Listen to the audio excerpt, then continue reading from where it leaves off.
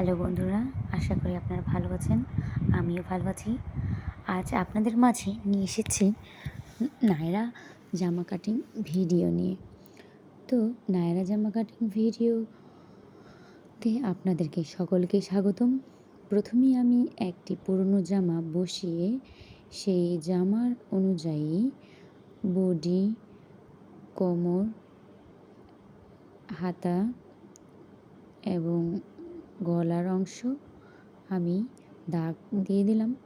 তো দাগ দেওয়ার পরে আমি দাগ দিয়ে দিচ্ছি মূলত কলম দিয়ে। তো আমার কাছে চক শেষ হয়ে গিয়েছিল, তাই আমি কলম দিয়ে দাগ টানছি। আর এই যে এইভাবে সেই বরাবর আমি দাগগুলো কেটে দিচ্ছি এবং বডির অংশ মেপে নিলাম এবং কোমরের অংশ মেপে নিলাম। তারপরে সেই বরাবর দাগ টেনে দিলাম।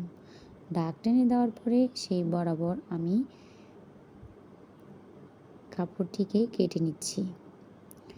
তো কাপড়টিকে সুন্দরভাবে কেটে নিলাম। এই যে সাইডের অংশটিকে 1/2 ইঞ্চি করে একটু কেটে দিতে হয়, না হলে কাপড়ের অর্থাৎ জামার সাইডগুলো ঝুলে থাকে। তো একটি পার্ট অন্য একটি পার্টের উপর অর্থাৎ ডবল ভাঁজ করা কাপড়ের উপর বসিয়ে সেমভাবে জামাটির কাপড়টিকে কেটে নিলাম।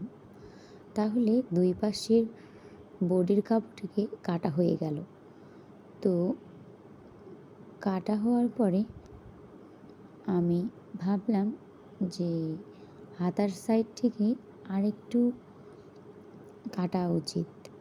তো তাই আমি 1/2 ইঞ্চির মতো করে কেটে নিলাম। তারপরে নিচের যে অংশটি কুচি থাকবে সেই কুচির অংশটি করার জন্য আমি প্রয়োজন মতো আমার যতটুকু লং প্রয়োজন ততটুকু নিয়েছি ডবল ভাঁজ করে, মানে দুটো পার্ট, একটি পিছনের জন্য একটি সামনের জন্য।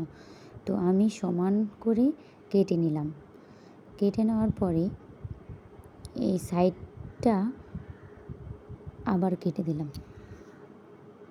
দেওয়ার পর দেখুন আমার জামার কাপড় কাটা হয়ে গেল। তো দেখুন এই যে আমার সেলাই করার পর জামার গলা বক্রম লাগিয়েছি, চেইন দিয়েছি যেহেতু আমার বেবি আছে। তারপরে এই যে চাপ সেলাইটি দেখতে পাচ্ছেন, কুচিগুলো কত সুন্দর হয়েছে। এই যে হাতা। বন্ধুরা, অবশেষে আমার জামাটি কেমন হয়েছে অবশ্যই কমেন্ট করে জানাবেন। ধন্যবাদ।